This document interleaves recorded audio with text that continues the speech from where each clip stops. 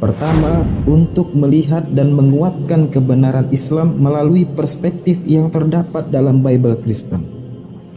Misalnya, ayat-ayat tauhid yang disampaikan oleh Yesus sendiri di dalam Bible, seperti dalam Markus 12 ayat 29 ketika Yesus berkata, "Hukum yang terutama ialah, dengarlah hai orang Israel, Tuhan Allah kita, Tuhan itu Esa." Contoh lainnya Yohanes 17 ayat 3 di mana Yesus berdoa, "Inilah hidup yang kekal itu, yaitu mereka mengenal Engkau satu-satunya Allah yang benar dan mengenal Yesus Kristus yang telah Engkau utus." Ayat ini menunjukkan dengan jelas bahwa Yesus memposisikan dirinya sebagai utusan, bukan Tuhan, dan ini sejalan dengan konsep kenabian dalam Islam. Maka dengan menguasai ilmu kristologi, pendakwah dapat menunjukkan bahwa inti ajaran para nabi termasuk Yesus adalah tauhid.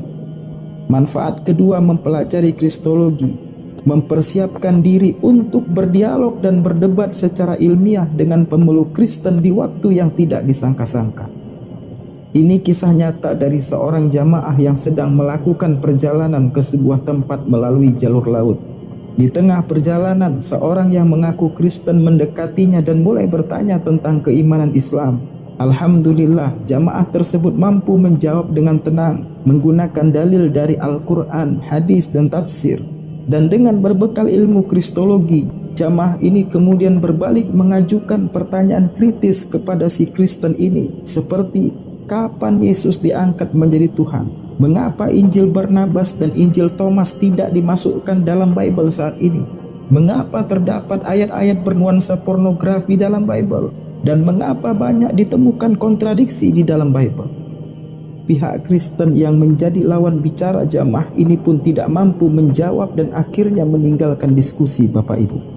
Ini menunjukkan bahwa ilmu kristologi dapat menjadi senjata serangan balik yang efektif ketika menghadapi upaya pemurtadan terselubung melalui ajakan diskusi, sekaligus melindungi akidah dengan argumen yang kokoh dan berbobot serta ilmiah.